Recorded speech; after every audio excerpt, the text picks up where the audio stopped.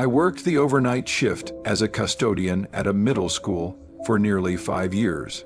It wasn't the most glamorous job, but I liked the peace of being alone, the sound of nothing but my boots echoing through empty hallways. It was a quiet job, far away from the chaos of school life. I started my shift at 10 p.m., just as the last of the teachers and students left, and I worked till the early morning hours, cleaning up after the mess they'd left behind. I never had to deal with any of them, which I liked. At least, that's how it seemed at first. But things changed. Slowly at first, then suddenly, terrifyingly, I realized I was no longer alone in the building. The first few weeks on the job were peaceful. I was left alone to clean the hallways, mop the floors, and empty trash cans. The sound of my broom sweeping across the floor was the only noise I heard. The classrooms were quiet. The school had a comforting, albeit eerie, silence, and I began to enjoy the solitude. The work was easy. The peacefulness at night was something I grew fond of, but that silence, it started to feel wrong. The longer I stayed in the school after dark, the more I noticed it, the creaking of the floorboards, the groaning of the building as if it were alive. The walls, once comforting, began to feel like they were closing in on me. It was hard to explain, but everything about the school after hours felt off. And then there was the basement. The school, built in the 1950s, had a massive basement that ran underneath half of the building. The upper floors were clean, well lit and inviting, but the basement was a different world, cold, damp, and dusty. The fluorescent lights flickered intermittently, and you could hear the hum of broken bulbs. There were storage rooms piled high with old desks, outdated textbooks, and broken furniture. The smell of mildew and stale air was thick. The floor was concrete, cold to the touch. You had to bring a flashlight just to see anything. The first time I had to go down there, an older custodian warned me. He said, "Avoid the basement if you can. There's something about it. Something off. They say it's haunted." I laughed it off. Haunted? Please, it's just an old building. But when I stepped into that basement, something changed. It didn't feel like the rest of the school. It felt dead. The walls creaked, and it felt like the air itself was thick with something unspoken. I could never shake the feeling that something was always watching. 2 years into my job, I had to go down to the basement for chairs for a school event. I groaned when I saw it on my list of tasks. The only place those chairs were stored was in the basement, where I'd been avoiding going. I stood at the top of the stairs for a moment, staring down into the darkened stairwell. The cold draft from below sent a chill up my spine, but I grabbed my flashlight and opened the door. The stairs were steep, creaking with each step I took. The sound echoed off the walls, and it made the darkness feel even more suffocating. At the bottom of the stairs, I flicked the light switch. Only a few of the lights flickered to life, casting long shadows across the concrete floor. The basement was colder than usual that night, and the air smelled thick, like wet cement. I stepped into the hallway, shining my flashlight down the narrow corridor. The storage room with the chairs was about 20 feet away.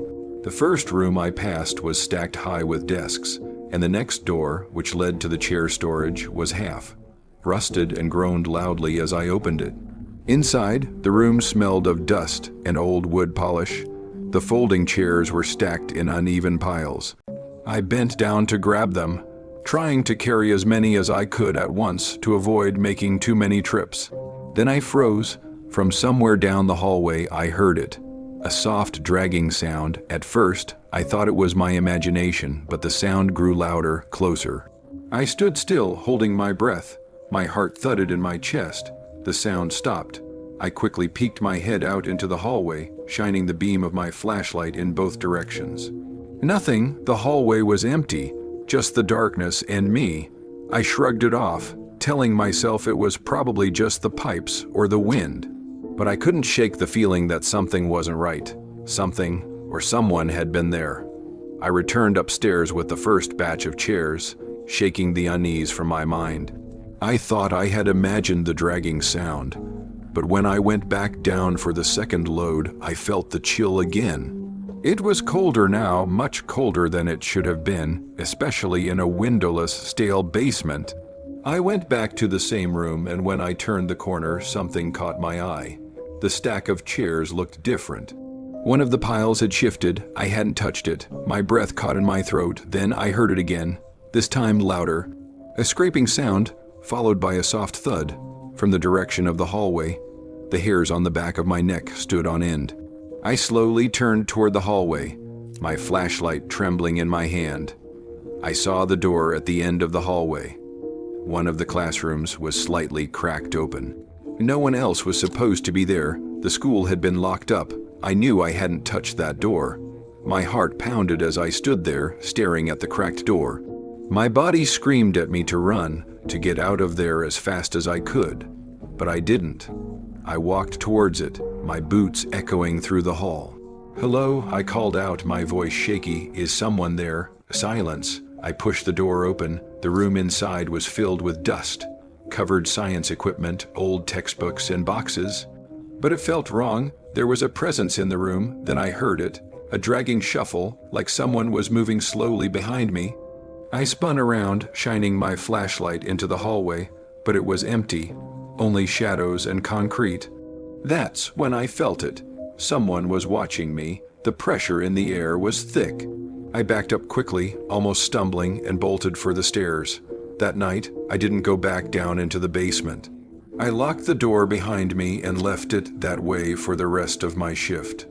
But it didn't stop. A week later, I was cleaning near the basement stairs when I heard it again, 3 loud bangs, like someone banging on the walls from the inside. The door rattled as if something, or someone, was trying to get out. I froze, my heart racing, but I didn't open it. That was the last straw. I refused to go back down into that basement alone. From then on, I waited for another custodian before I would even set foot near that door again. As time went on, I started noticing strange things in the rest of the school too. In the auditorium, it always felt as if someone was watching me. Even when the lights were on, the shadows felt darker than they should have been. Every night, I worked my way through the school, but I always saved the auditorium for last. I hated going in there. The air was always thick, and the building seemed to hold its breath whenever I passed through the empty seats. One night, I entered the auditorium early to prepare for a school play, but the moment I stepped inside, something felt off. I heard faint rustling from the stage, but when I looked, there was nothing there. I shrugged it off until I heard slow footsteps across the stage.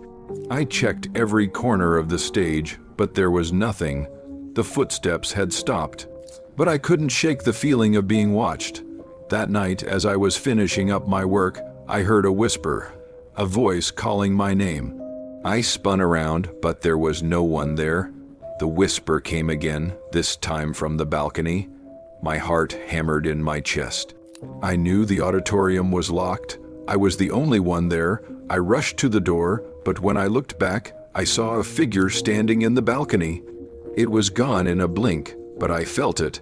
I ran out of the building, and I never went back.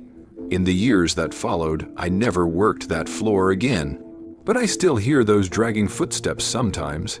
I still feel the cold pressure in my chest when I think about the cracked door, the whispering voice, and the shadow in the balcony. To this day, I don't know if it was a ghost, a prank, or something else, but I know what I heard, what I felt, and I will never forget it